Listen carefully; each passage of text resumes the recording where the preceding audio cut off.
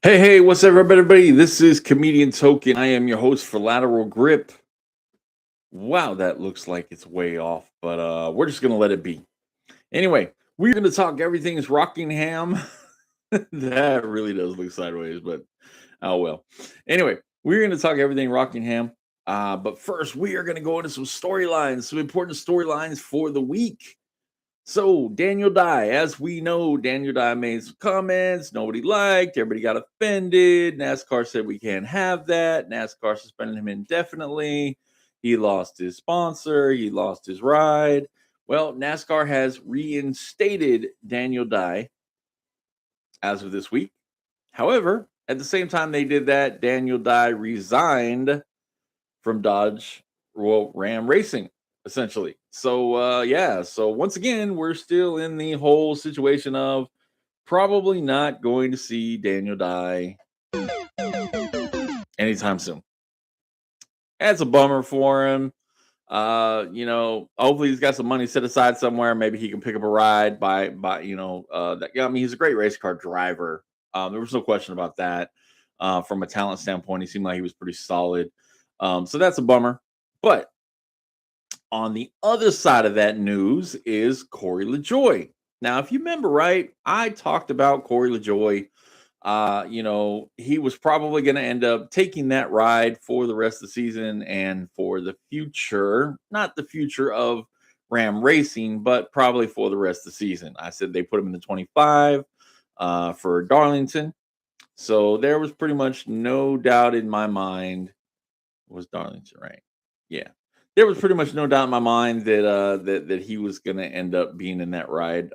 In the 10, he was in the 25. He was going to be in the 10 for the rest of the season. And in fact, that has actually happened. Now, I know, Corey LaJoy said a few years ago when he got out of a cup ride and he didn't get out. They took him out of the cup ride. When he got out of that cup ride, he said, I'm not going to go to a lower series race. And he doesn't have to. He doesn't want to.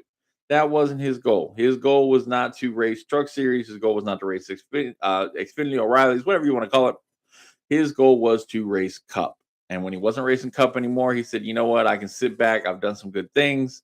I don't need to worry about it. Now, people took his comments off color, called him whiny, called him all kind of various things. However, he said, this is what I'm going to do. And he did it. Now he raced a few one-offs here and there, right? But most of it was cup series. Now he gets into the 25 truck for Ram, talks about building up an organization. Now, if you remember right, he started with Spire. When Spire started a ride, Corey LaJoy was one of those drivers. Okay. When Spire got into the Cup Series, excuse me. Corey LaJoy was one of those drivers. Now, same thing happened here with Ram. Okay. Now, if you remember right, the CEO of Dodge, I believe his name is, or believe he is. He had mentioned that we are not happy being out of NASCAR. We are back in. We want to be back in. The easiest way to get back in was the Truck Series, and then we're going to go Cup racing. And so there is no doubt in my mind this is a strategic move for Corey LaJoy, because who is going to end up having Dodge? I'm going to guess Colleague Racing. Because why is it? I'm guessing Colleague is probably not getting the Chevy, although they might be for the Cup Series. But they're definitely not getting any note. Probably all the notes. But Colleague is going to get Dodge Daytona. There's almost no doubt in my mind that the Dodge Daytona, which is back, will be in NASCAR. It just feels like that's what is happening. Is the Dodge Daytona is going to be back in NASCAR, and Corey LaJoy is going to be piloting one of those Dodge Daytonas in the Cup Series. I'm not going to say the near future, but in the future, we're probably talking 2027. No, 2028 Daytona 500. I don't think it's going to be 2027. I think it's going to be 2028. 2028 Daytona 500. Corey LaJoy will probably be piloting a Dodge Daytona for Colleague Racing. But in the meantime, he is going to pilot that 10 truck, which he pilot, which obviously was in Rockingham over the weekend, and we'll talk about Rockingham here in just a second. But I did want to put that news out there. I got it. I said it. Y'all heard it here. Pay attention to this podcast because I give you breaking news that other people won't because they're in the series and they can't say certain things, but I can say it because I'm not in the series. So with that being said, this is what I want you to know is Corey LaJoie is going to be in that Dodge Daytona. So moving on to Rockingham. First and foremost, we have when the trucks hit track at Rockingham, we had 13 pre-inspection penalties, and that was at least two failed pre-inspections. In fact, who failed tech inspection? I can tell you: Brendan Queen, Justin Haley, Corey LaJoie, Clayton Green, Frankie Muniz, Timmy Hill, Lane Riggs, Chris Wright, Justin Carroll, Caleb Costner, Christian Eckes, Ben Rhodes, and Tyler Ankrum all failed twice for pre-inspection for the truck race, which meant that they all were penalized 10 minutes of practice. Now, the fact that nobody had even seen that track and practiced on it, that was important to have that practice. But with that being said, people are going to rise, people are going to fall. That's what happens. So we move on to the race. Everybody did get through inspection before the race, so no teams were penalized any further. Nobody was ejected. So we didn't have any of that stuff to worry about. So we're going to talk about the race. We're going to talk about the Black's Tire 200 at Rockingham. Now, if you remember right, we have the Triple Truck Challenge. Corey Heim is in this race. Now, Corey Heim was in the 5 truck when he won Darlington. Corey Heim was in the 1 truck Tricon Racing, still the same organization, same company, but Corey Heim was in the 1 truck for Rockingham. Okay, Corey Heim didn't start on pole. However, Jake Garcia started on pole, Tanner Gray outside. Okay, so lap 1, Tanner Gray spins his tires, but did end up getting the lead from Jake Garcia. Lap 18, this is how fast this happened, y'all. Lap 18, Corey Heim took the lead of the race. Stage 1, lap 45, that's the end of the stage. Corey Heim wins the stage. Lap 55 restart, Grant Enfinger took the lead with actually a strategy call, which was kind of surprising. But Corey Heim, his truck didn't take off that well. On low pressure, Corey Heim's truck didn't take off that well, but his crew chief, no question in my mind, said, "We know how good you are, and we know how good our trucks are.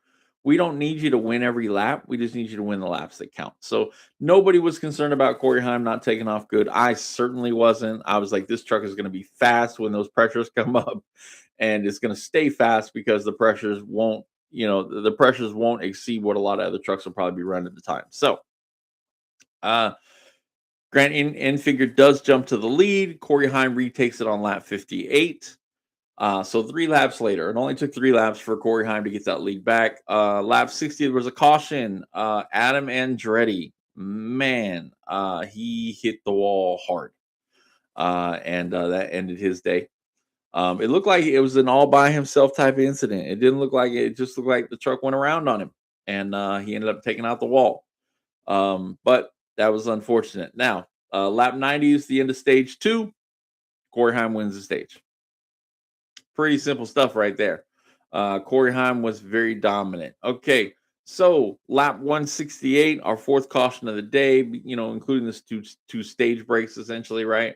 Michael Christopher Jr. spins, and he spinned during a green flag cycle, so he trapped a lot of trucks a lap down, which obviously didn't, play well for them. One of them trucks at the time was Tanner Gray. Now, Tanner Gray did get his lap back. However, we're going to talk about that here in just a second. So, lap 199, Caden Honeycutt. Now, Caden Honeycutt is in the 11 truck.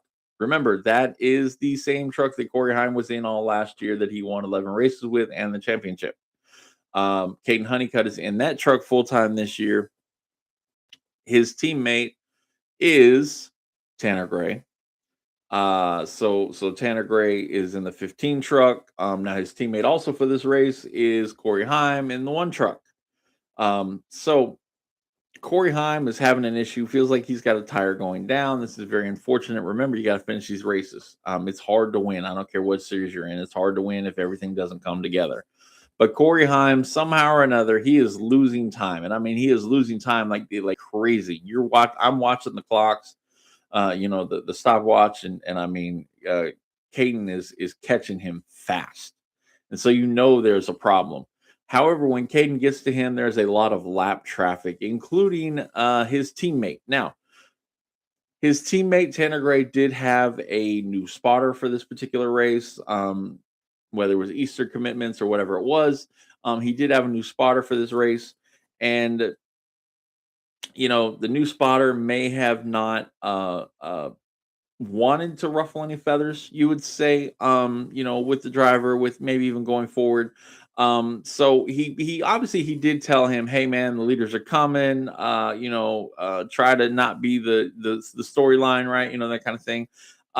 Some spotters may have told him to get down to the inside and let the leaders pass on the outside because obviously you're gonna drift up to the wall, coming out of these corners. Rockingham is still fairly narrow. um, However, it is believed, I say it's believed because I didn't hear the spotter communication, that Tanner Gray's spotter just said, hey man, the leaders are coming. The leaders are coming, and in this, again, like I said, Corey Haim is struggling. He is struggling to keep that truck, excuse me, out front. Caden Honeycutt is knocking off tenths like there's no tomorrow. Caden Honeycutt gets up to his door essentially as they're trying to pass their teammate Tanner Gray. Now, Corey Haim uses Tanner Gray as a pick. Instead of giving Caden room to try to go inside to their three wide, he uses him as a pick. Very intelligent, very smart move by Corey Haim, hoping that he can keep momentum up. And Caden Honeycutt actually leads the white flag lap just due to the fact that he pushes Caden Honeycutt forward essentially. Instead of, he could have wiped him out, but he pushes him forward. And ends up leading the white flag lap. Corey Haim dives it in there, off of going into the turns, and gets the lead back. Corey Haim just barely wins the race. Now, it doesn't matter how much you win by, it matters that you win. What a great finish to a dominated race by Corey Haim. However, now controversy ensues because everybody thinks now Caden was very good about this. Caden said, you know what, he had options. He could have destroyed his teammate if he wanted to. Talking about Tanner Gray in this situation, but he chose to try to race cleanly. He chose to try to get the job done. Caden Honeycutt knows he is in a truck that can win a lot of races. I don't think, yeah, and Corey Haim will not be in the series the entire year. Corey Haim will not be competing for a Truck Series championship. So, all of those things in mind, I think Caden Honeycutt is in a great position, and I think he knows that. I mean, he knows that going forward. So, so that's really good for him. Um, Now, Corey Haim wins the race, triple truck challenge once again. 100 grand. He won 50 the first time. You win the second one, you win 100. He won 100 grand. No question. He's racing in Bristol next week for the 500,000. Can he do it? I don't think he can. I think he can be dominant, to be honest, at Bristol. The crew seems to put it together when it counts. Corey Haim knows how to get it done. Even when there's problems, Corey Haim knows how to get it done. So, big ups to Corey Haim there.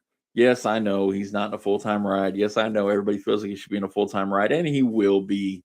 And it's unfortunate that he's not, to be quite honest. I mean, he's just so good, but he continues to get more seat time, and he continues to show why he should be in a full time ride. So, there we go. Corey Haim gets the win. Another 100 grand. So that's 150,000 that he's won, not including prize money in the last two races.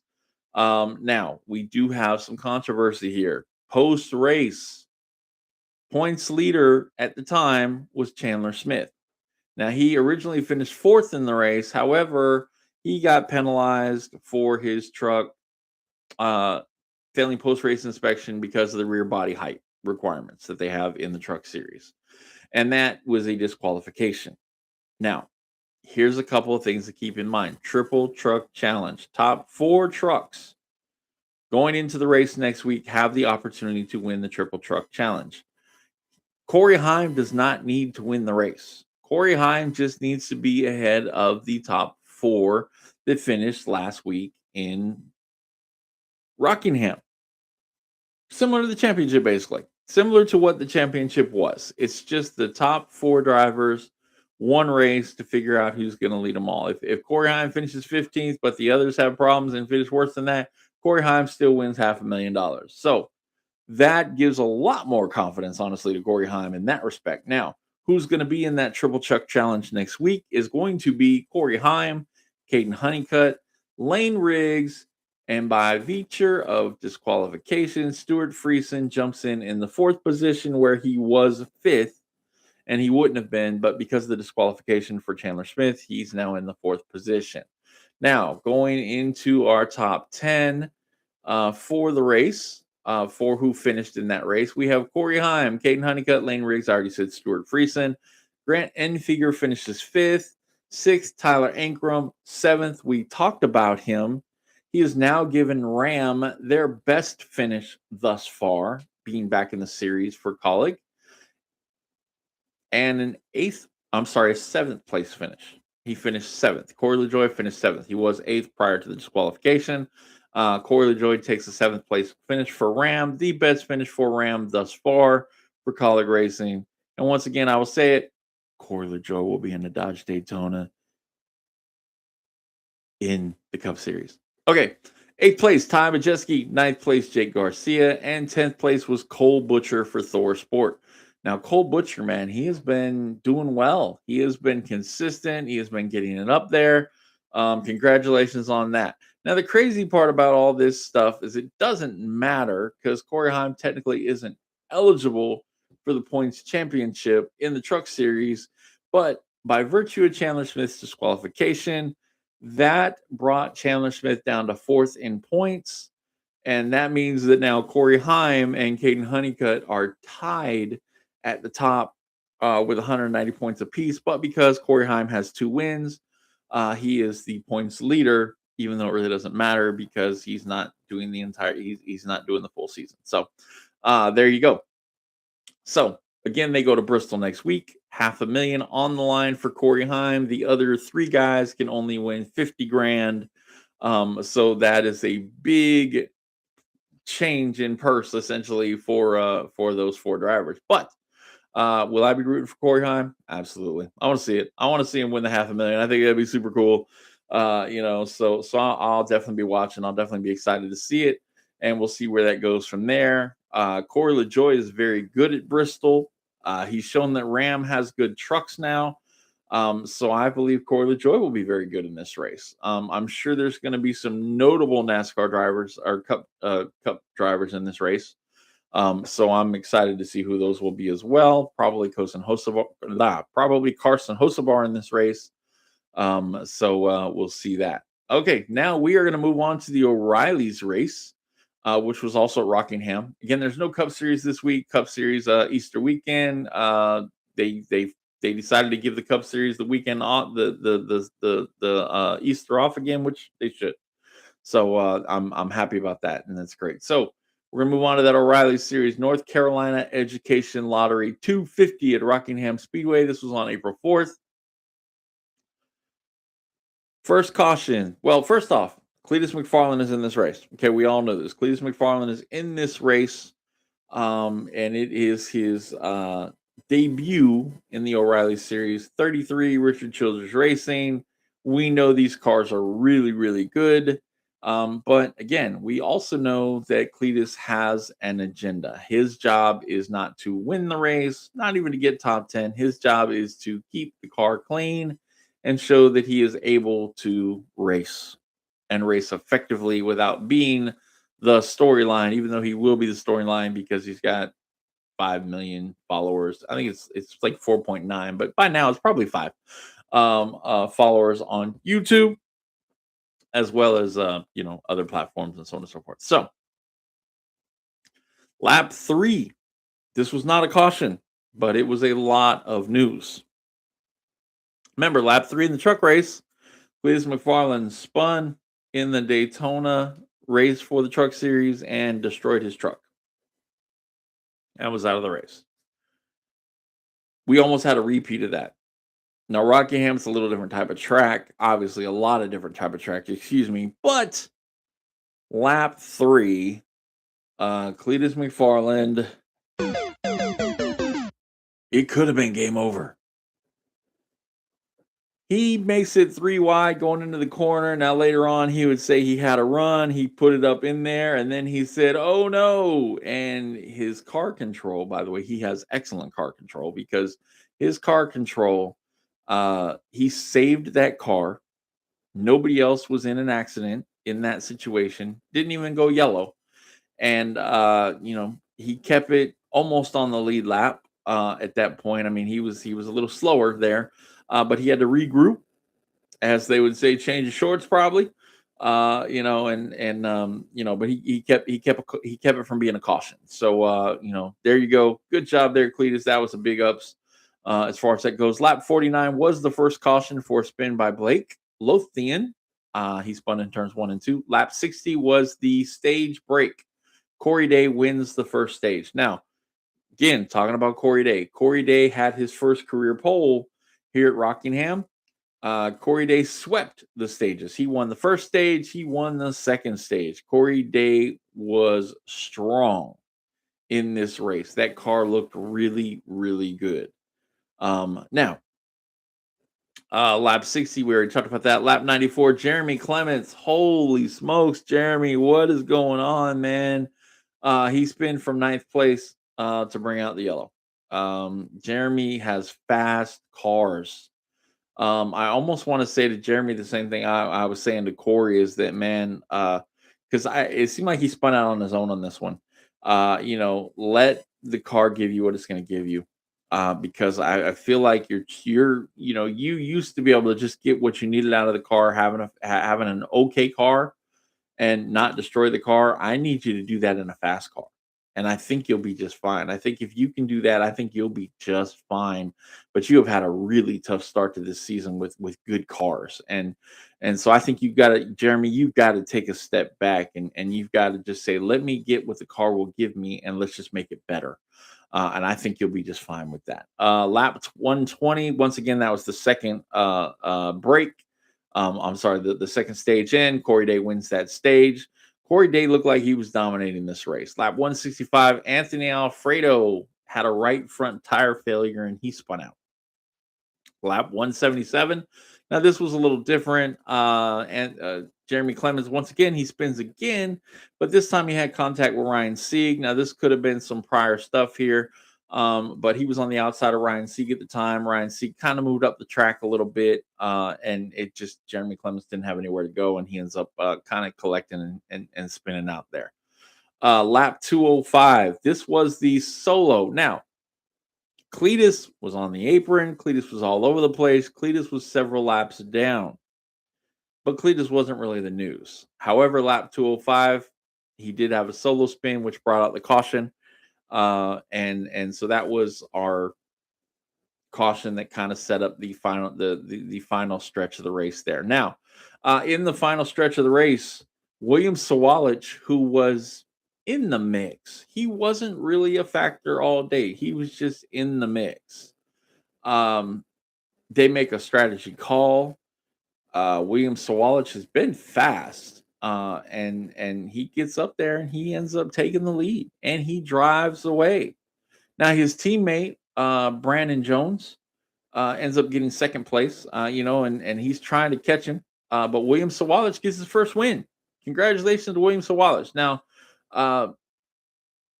great job, William, on racing a great race, keeping the car clean. And honestly, that's what he needed to do because William has had fast cars, but he hasn't been able to keep them clean in the race and be there at the end. And so this time he did that. He won the race. There's probably plenty more to come now because of that. So congratulations, William Sawalich. Brent Cruz. Brent Cruz, of course, as we know, is now full time. He's 18. Unfortunately, man, he late in the race, lap 223, He had a flat tire that pretty much ended his day for a good finish. And unfortunately, Brent Cruz, he'll live to fight another day, but that was discouraging there for Brent. And he seemed like he was probably going to be pretty solid there as well. Corey Day, who was dominating the race, they had a pit road mishap. Again, it's all got to be perfect. It doesn't matter what series you're in. If it's not perfect or near perfect, it's going to be a problem. We saw that last week with Denny Hamlin with the loose wheel at the end of the race. He still came in second, but he didn't win the race. So kind of the same thing here. Um, Corey Day, he was dominating throughout the day, but they had a slower pit stop, and that ended up miring him back in traffic. And unfortunately, he finishes 10th, which I'm going to go over the top 10 breakdown here. But again, finished 10th, didn't overdrive it, trying to get back. Took what the car could give him. Still had a good, solid finish for points, and that's what was important there. So, first place, William Swallage. 2, Brandon Jones. 3, Justin Allgaier. Didn't win this one. 4, Raja Caruth. Raja came back, had a great finish. Raja made some moves that were really impressive to come back for that fourth place finish. Fifth place, Carson Quapple. Sixth place, Sheldon Creed. In fact, one of those moves Raja made, Raja took it 3 wide and passed both Carson and Sheldon Creed in the same moment. And that was pretty awesome pass to watch. 7th, Taylor Gray. 8th, Parker Retzloff. 9th, Ryan Sieg, and 10th was Corey Day. That rounds out our top 10. Looking at the points, Justin Allgaier is still leading with 422 points, followed by Jesse Love, Sheldon Creed, Austin Hill. Corey Day is 5th in points, if I read that right. 2, 3, 4, 5. There we go. So Corey Day is solid in the point standings. And Carson Quapple 6th, Sammy Smith 7th, Brandon Jones 8th, Parker Retzloff 9th, and Raja Caruth completes the top 10, 4 points right now. Again, they'll be in Bristol next week as well. There will definitely be some notable Cup drivers in that field as well. So we look forward to that. And this also, if I am not mistaken, opens the door. And let me double check here. I don't want to tell you that, but opens the door for the O'Reilly series, in which they have, there we go, the Dash 4 Cash. There it is, the Dash 4 Cash. That starts next week. So the top 4 drivers in the Dash for Cash next week, again, don't have to win the race. You just have to be in the top of these 4 drivers is William Swallage, Brandon Jones, Justin Allgaier, and Raja Caruth. And they are going to be competing for an additional $100,000 bonus at Bristol. So look forward to that. Who's my early pick to win that? Probably Justin Allgaier, although Brandon Jones is strong at Bristol. So that's kind of who I feel like will probably take it as Justin Allgaier. But my pick, who I would like to see, not my pick is Justin Allgaier, but who I would like to see win it is Brandon Jones. So there we go. That is Bristol. Or I'm sorry, geez, that is Rockingham. That is all the news that we have to talk about. Let's go back to Cletus for just a second. Did he do what he needed to do? Yes. Is he going to be approved for Talladega? No, I don't think so. I don't think he will.